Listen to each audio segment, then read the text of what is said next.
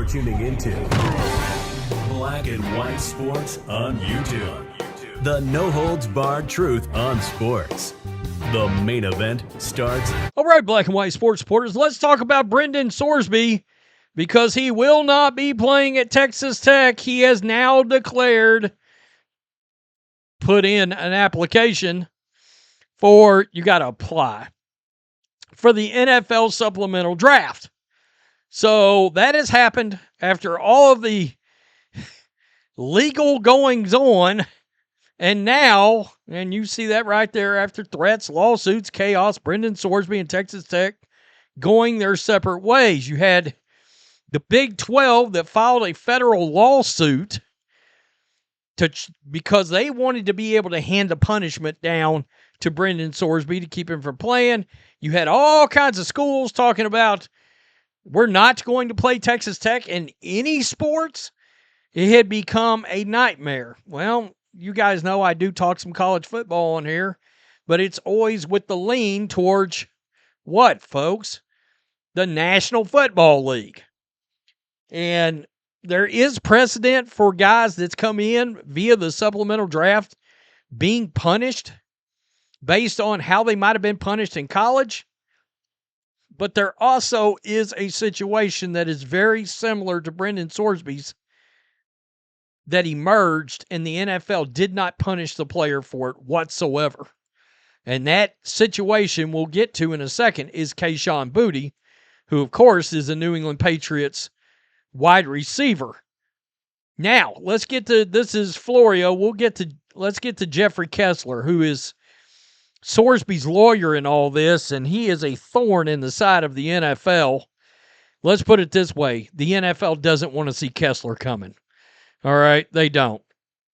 Kessler has, 4 years, been given both the NC2A and the NFL fits in court. From our initial item regarding the impact of the move on a potential decision to enter the supplemental draft, quote, that makes Kessler's presence even more relevant. His lawyer, again, he also has been a thorn in the NFL side for decades. And Kessler could, if Sorsby's eligibility isn't restored, it won't be. I don't guess. I mean, I think he applied for the supplemental draft because he's like, okay, if there's even an appeal that goes through here, I'm going to lose my shot to jump to the NFL in this supplemental draft. So I better just go to the NFL now. I think that's what it, I think there was a scenario where it got tied up long enough to keep him out of the supplemental draft. And I think Sorsby said, no, I better just go to the NFL. Kessler could attempt to force the NFL to give him immediate entry with a clean slate. Per a source with knowledge of the situation, Kessler has already begun attempts to ensure that the league won't impose roadblocks on Sorsby's effort to join the NFL. The league could try to reject his application for the supplemental draft. The league could try to suspend Sorsby, concocting an outcome rooted in the integrity of the NFL's gambling policies.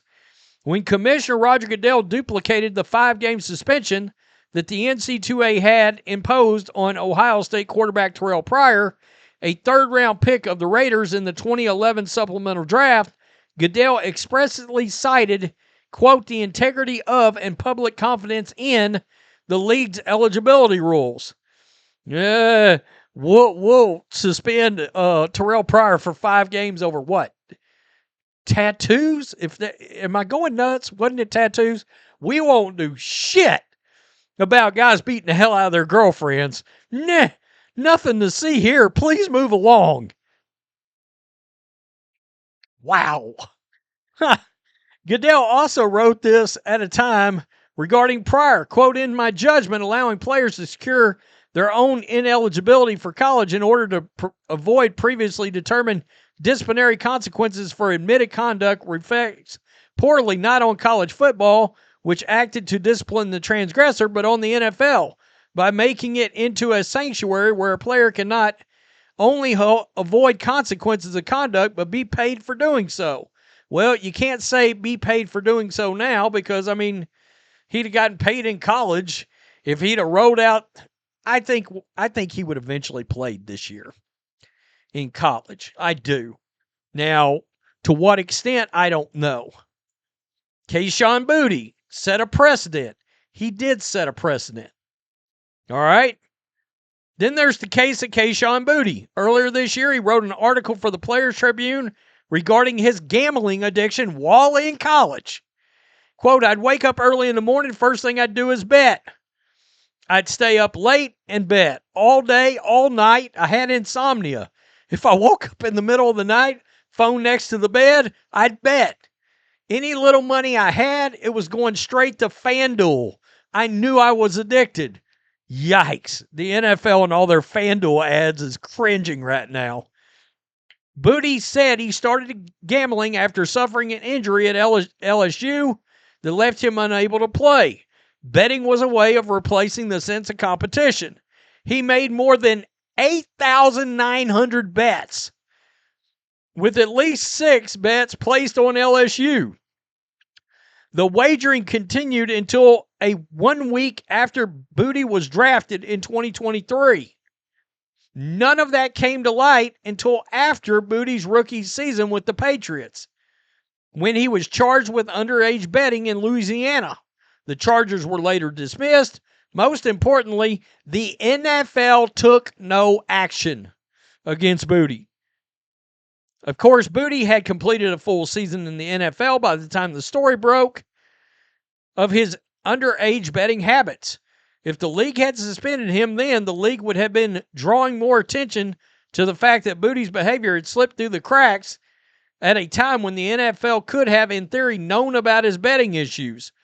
That's a good point, because there's supposed to be mechanisms in place to be able to catch these guys, right?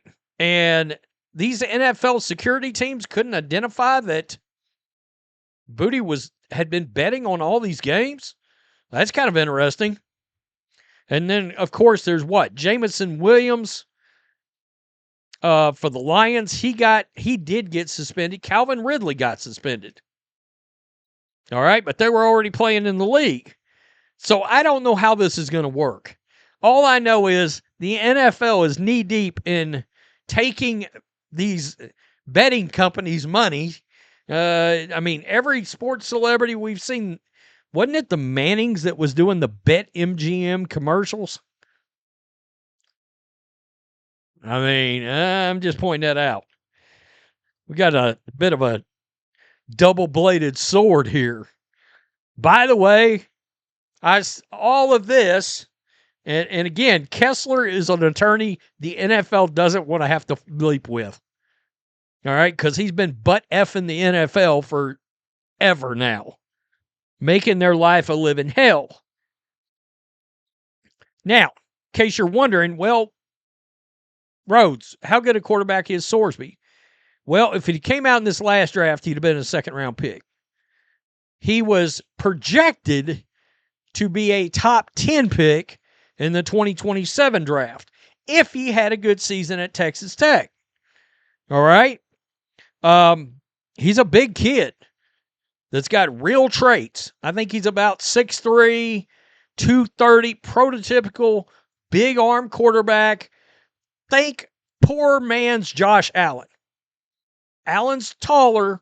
Allen's a little heavier, but Sorsby can run around and do all that dynamic stuff like that. Has a gun. He's a traits quarterback. No doubt about it. So, I'm going to tell you this. Browns media this morning, it's all they're talking about. Browns Cleveland media on the radio is just like, oh shit, we're going to end up taking Brendan Sorsby. Shedeur fans are pissed. And I'm here for all of this. I can't wait to see where he goes. I mean, that immediately, where is Brendan Sorsby getting drafted? Who is taking a flyer? Teams to watch: Browns, Jets, Cardinals, Steelers, Vikings. Here's another one. Colts. All right, just throwing that out there. And here's a dark horse that I told John Matrix this morning. Don't sleep on Jerry Jones. Just got this feeling. Jerry Jones. Big, tall. Dak's aging a little. Bring him in. Got time to develop behind Dak. I mean, Jerry's got a security team that can handle all the... Look, if you can handle Michael Irvin, and gosh, you know, that's nearly my favorite player of all time. If you can handle Michael Irvin in the White House, I'm not talking about the White House up there. I'm talking about the one here in Texas where I'm at. If you can manage that, you can manage Brendan Sorsby and gambling. Don't sleep on the Cowboys. They got to start looking somewhat towards the future. This kid could set for a couple of years behind Dak. You know, I'm just saying. I'm just saying. The other thing to do would be to watch if the Browns were to take Sorsby. I've said it before. I'll say it again. Shedeur Sanders and the Cowboys. I think it's always going to be a possibility in his entire career that somehow he ends up there because of the relationship between Dion and Jerry. Tell me what you think. Woo! This is real interesting. Supplemental draft is sometime middle, late-ish July. I don't think there's a date yet for the actual draft. Peace. I'm out. Till next time. Thanks for watching the show. Be sure to like, comment, and subscribe. Be sure to tune in next time on Black and White Sports.